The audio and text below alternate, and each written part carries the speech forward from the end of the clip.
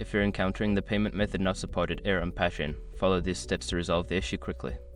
This guide will help you troubleshoot and fix the problem. Step 1. Check payment method compatibility. Ensure that the payment method you are trying to use is supported by Patreon. Commonly accepted methods include major credit cards and PayPal. If your method is not listed, consider switching to a different one. Step 2. Update payment information. Log into your Patreon account and navigate to your payment settings. Make sure all your payment details are entered correctly, including card number, expiration date, and billing address. Update any outdated information. Step 3. Verify bank or card status. Contact your bank or card issuer to confirm that there are no issues with your account. Sometimes, banks may block transactions for security reasons, so ensure that your card is active and has sufficient funds. Step 4. Clear browser cache. Sometimes browser issues can cause payment errors.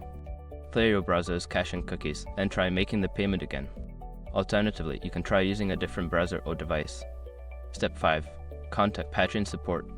Before filing a refund or dispute, use the srock.com link in the description to open the refund dispute deadline calculator and confirm your deadline.